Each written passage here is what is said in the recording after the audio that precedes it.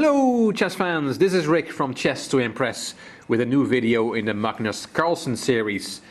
We saw Magnus in action when he was 8 years old, when he was 9 years old and when he was 10. This video is about Magnus when he was 11. I picked out two games which I found quite interesting, and this is the first one. This is a club game. Asker played Nordstrand and Magnus Carlsen is white against Gustav Gulbrandsen. It was a French opening and Magnus sacrificed a pawn on d4, which is theoretical move. White as compensation for the pawn. This is the position after 18 queen e7, queen d8 to e7 from Gulbrandsen. Not a very good move, because now black gets trouble with his back rank. Of course, Gulbrandsen did not want to castle here, because that is immediate disaster after bishop takes h7 check, king h8 only move, and then the very nice move bishop g6. And there's nothing black can do against the threat queen h3 followed by checkmate. So he played queen e7. Carlsen played rook ac1, spotting that the back rank of black is weak. And here Gulbrandsen makes another mistake. He plays h6 to kick the knight. But the knight is not going away because Carlsen has a winning combination here. Queen takes a7. Beautiful move. Gulbrandsen probably fell off his chair, but he still should have taken the queen, which is the best thing to do in this position. But then, of course, rook takes c8, and Carlsen wins the queen back straight away. Rook takes d8, king takes d8, and the point is that after knight takes f7, he also wins a rook. King e7, knight takes h8, knight takes e5, and the bishop is hanging and the pawn is hanging, so bishop b1 is the best move. And now that the dust settles, white is a piece up and black cannot get the knight in the corner because the g6 square is protected. So the knight will be able to escape. So white is winning here, but it's better than what Gulbrandsen did. He played rook b8 after he had picked himself up from the floor, and Carlsen then struck with queen takes b8.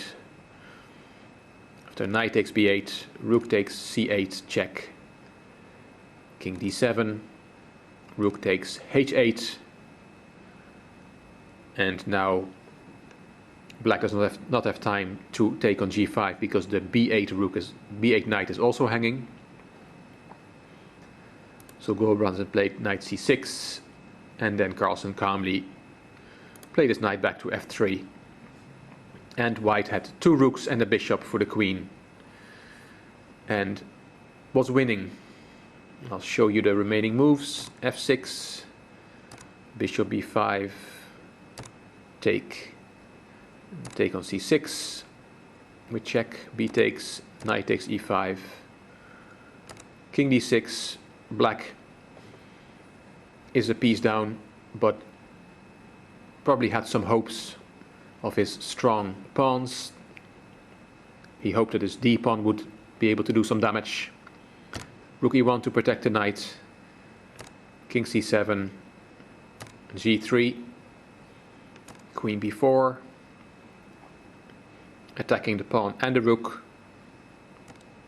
So rook e2.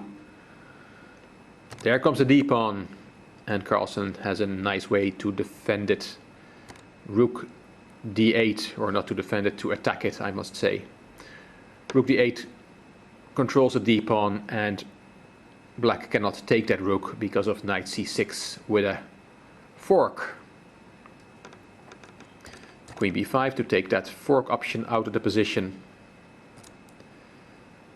Rook d7 check, king c8, and with rook e4 Carlsen is building a mating net.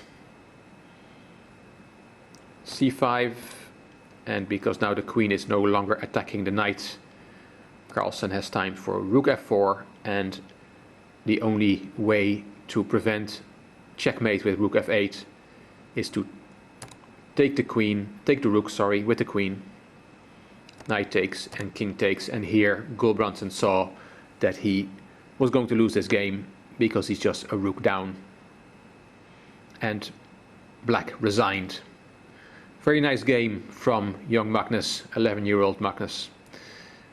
Let's look at the other game. This position is from the Kiel Open, round 8 of that tournament, Kiel in Germany, and it's the 15th of August 2002.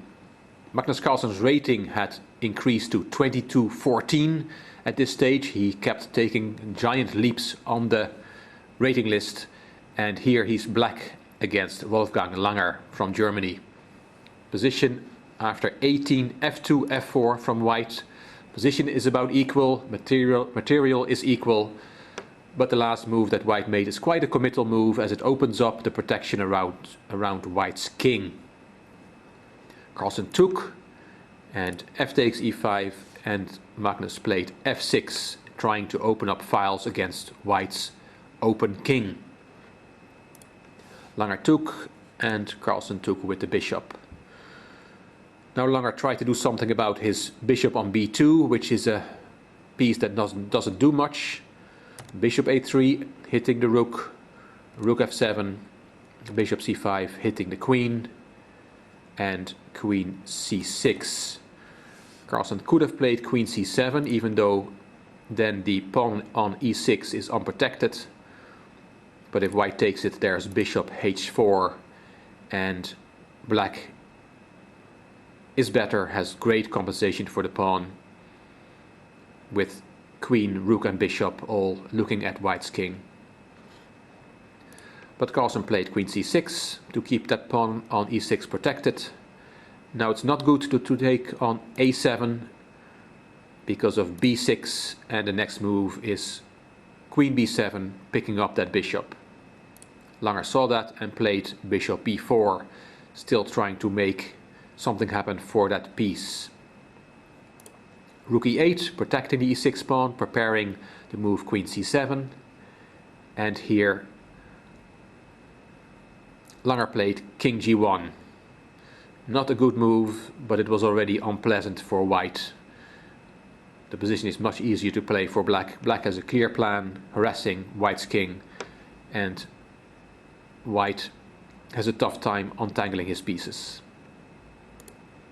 Queen c7 was Carlsen's move, and here black succumbed under the pressure straight away.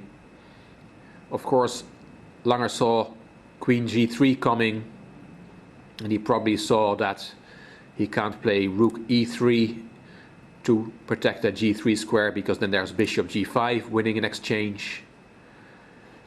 What he did is queen d3, but he had missed the shot. Bishop takes d4 check.